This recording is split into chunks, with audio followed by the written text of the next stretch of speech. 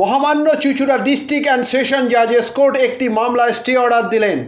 CR revision case number 108/24 একটি জমি সংক্রান্ত মামলায় মহামান্য চুঁচুড়া ডিস্ট্রিক্ট অ্যান্ড সেশন জাজেস কোর্ট বৈশিগ্রাম নিবাসী তুষারকান্তি মণ্ডলের পুত্র মিঠুন মণ্ডলের বিরুদ্ধে আনা ভিত্তিহীন অভিযোগের ওপর স্টে অর্ডার দিলেন। এই কেসে মিঠুন মণ্ডলের আইনজীবী ছিলেন চন্দন চক্রবর্তী। আসুন তিনি কি বলছেন শুনে নেওয়া যাক। চুঁচুড়া থেকে প্রবীর ঘোষালের রিপোর্ট। এটি একটি জমি সংক্রান্ত বিষয় নিয়ে মামলা।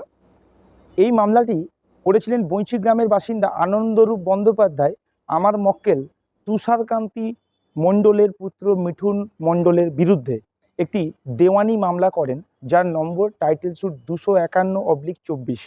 এই মোকদ্দমাটি ফাইল হয় সেকেন্ড সিভিল জাজ জুনিয়র ডিভিশনে। এই মোকদ্দমা ফাইল করার পরেও উনি ক্ষান্ত হন নাই। উনি পুনরায় একটি মামলা করেন সেকেন্ড এসডিএম কোর্টে আমার মক্কেলের বিরুদ্ধে। এই মামলাতে বলা আছে, লানেট কোর্ট অর্ডার দিয়েছেন যে বোথ পার্টিকে সিভিলের অর্ডারটা মেনটেন করার জন্য। অ্যাকচুয়ালি ভারতীয় নাগরিক সুরক্ষা সংহিতা আইনের 163-তে উনি এই অর্ডার দিতে পারেন না।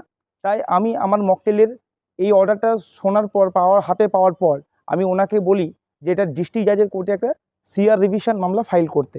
উনি আমার কথা মতো আমার কাছে আসেন, আমি সৎ পরামর্শ দিই, তারপর আমি ওই মামলা ডিস্ট্রিক্ট জাজের ঘরে ফাইল করলে আজকে মহামান্য আদালত ডিস্ট্রিক্ট জাজেস কোর্ট নিম্নতন যে কোর্ট সেকেন্ড এসডিএম কোর্ট তার এগেনস্টে স্টে অর্ডার দেন এবং এই ভিত্তিহীন মামলার বিরুদ্ধে উনি স্টে অর্ডার দিয়েছেন 29/8/2024 তারিখ পর্যন্ত। এই অর্ডার বলবৎ ও ফলবৎ থাকিল এবং আমি আমার ক্লায়েন্টকে রিলিফ দিতে পেরে আমি নিজেকে খুব আনন্দ বোধ করছি। এবং আমার এই ক্লায়েন্টের খরিদার সম্পত্তি, নিজের সত্ত্ব দখলীয় সম্পত্তি, যেটা বলপূর্বক ওই আনন্দরূপ বন্দ্যোপাধ্যায় এবং তার শরিকরা জবরদখল করে নেওয়ার চেষ্টা করিতেছিল এবং এই অর্ডার দিয়ে, যেটা মহামান্য আদালত আজকে আমার মক্কেলকে রিলিফ দিয়েছেন। আমি এই মক্কেলের কন্ডাক্টিং অ্যাডভোকেট চন্দন চক্রবর্তী।